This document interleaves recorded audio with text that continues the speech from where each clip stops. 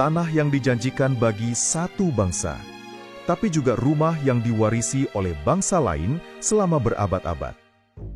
Israel menyebut tanah itu sebagai warisan sejarah dan kitab suci. Palestina menyebutnya sebagai tanah leluhur yang telah mereka tempati turun-temurun. Pertanyaannya sederhana, siapa yang berhak atas tanah Palestina? Namun jawabannya sangat kompleks. Dan di balik setiap peta dan garis batas, ada nyawa, sejarah, dan ketidakadilan yang terus berlangsung. Untuk memahami siapa yang berhak atas tanah ini, kita harus kembali ke akhir abad 19. Saat itu, muncul gerakan politik bernama Zionisme. Zionisme adalah ideologi yang menyerukan berdirinya negara Yahudi, khususnya di Palestina. Gerakan ini muncul sebagai respons atas meningkatnya antisemitisme di Eropa, terutama pogrom di Rusia dan diskriminasi di negara-negara Barat. Namun ada satu hal yang kerap dilupakan. Palestina saat itu bukanlah tanah kosong. Itu adalah rumah bagi sekitar 500.000 penduduk, mayoritas Arab Muslim dan Kristen, serta minoritas Yahudi lokal yang hidup damai. Namun, mulai awal 1900-an, gelombang imigran Yahudi dari Eropa mulai berdatangan. Mereka membeli tanah dari tuan tanah Arab yang tinggal jauh dari Palestina. Sementara para petani yang tinggal dan bekerja di atas tanah itu seringkali diusir tanpa kompensasi. Situasi ini semakin rumit saat Inggris menguasai wilayah tersebut setelah Perang Dunia I. Pada tahun 1917, Inggris mengeluarkan Deklarasi Balfour yang menjanjikan tanah air bagi bangsa Yahudi di Palestina. Tapi pada saat yang sama, Inggris juga menjanjikan kemerdekaan bagi bangsa Arab yang membantu mereka melawan Turki. Janji yang saling bertentangan inilah yang menjadi akar masalah hingga sekarang. Setelah Perang Dunia I, Palestina berada di bawah mandat Inggris.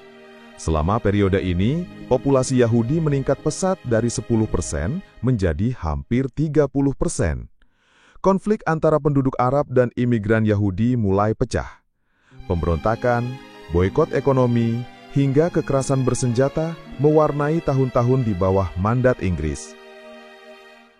Pada tahun 1947, PBB mengusulkan pembagian wilayah menjadi 2 negara. Negara Yahudi akan mendapat 56% wilayah, termasuk sebagian besar lahan subur. Sementara negara Arab hanya 43%. 1% sisanya, Yerusalem, dijadikan wilayah internasional. Usulan ini ditolak oleh warga Palestina karena dianggap tidak adil. Mereka bukan menolak keberadaan Yahudi, tetapi menolak ketimpangan pembagian tanah. Ketika Israel diproklamasikan pada tahun 1948, negara-negara Arab menyerbu, namun Israel menang dalam perang. Hasilnya, wilayah Israel meluas menjadi 78% tanah Palestina, dan lebih dari 750.000 rakyat Palestina diusir dari rumah mereka. Inilah yang disebut sebagai Nakbah atau Hari Bencana. Ratusan desa dihancurkan, peta diubah, dan sejarah dihapus. Banyak warga Palestina masih menyimpan kunci rumah yang mereka tinggalkan, meski rumah-rumah itu kini sudah rata dengan tanah. Hingga kini mereka tidak diizinkan kembali. Sementara imigran Yahudi dari seluruh dunia dipersilahkan datang dan mendapatkan kewarganegaraan Israel secara otomatis. Tahun 1967, terjadi Perang 6 Hari. Israel menang besar dan merebut tepi barat, jalur Gaza, Sinai, dan dataran tinggi Golan. Tepi barat dan Gaza menjadi wilayah pendudukan. Meski Sinai dikembalikan ke Mesir, wilayah Palestina tak pernah dikembalikan. Selama lebih dari 50 tahun, Israel membangun pemukiman Yahudi di tepi barat. Lebih dari 700.000 warga Israel tinggal di wilayah yang secara hukum internasional bukan milik mereka. Pemukiman ini dijaga ketat oleh militer, dan infrastruktur dibangun hanya untuk pemukim Yahudi. Sementara warga Palestina hidup dengan jalan rusak, izin terbatas, dan ancaman penggusuran setiap saat. Di Gaza situasinya lebih parah. Setelah Israel menarik diri pada 2005, wilayah ini diblokade secara total. Tidak ada bandara, tidak ada pelabuhan bebas. Bahan bangunan, obat-obatan, bahkan makanan pun diawasi secara ketat. Gaza menjadi penjara terbuka bagi lebih dari 2 juta orang. Sebagian besar adalah anak-anak dan pengungsi. Secara hukum internasional, Palestina punya posisi kuat. Puluhan resolusi PBB menyerukan pengembalian wilayah, penghentian pemukiman, dan hak kembali bagi pengungsi. Tapi semua resolusi ini tak punya kekuatan memaksa karena Israel dilindungi oleh veto Amerika Serikat di Dewan Keamanan PBB. Israel mengklaim tanah ini atas dasar sejarah, arkeologi, dan kitab suci. Tapi dalam hukum modern, kepemilikan tanah tidak bisa ditentukan oleh naskah ribuan tahun lalu. Yang sah adalah bukti kepemilikan, riwayat tinggal, dan pengakuan internasional. Palestina punya semua itu. Mereka punya dokumen kepemilikan sejak zaman Ottoman dan mandat Inggris. Mereka punya jejak budaya, bahasa, dan warisan lokal yang tak bisa dihapus.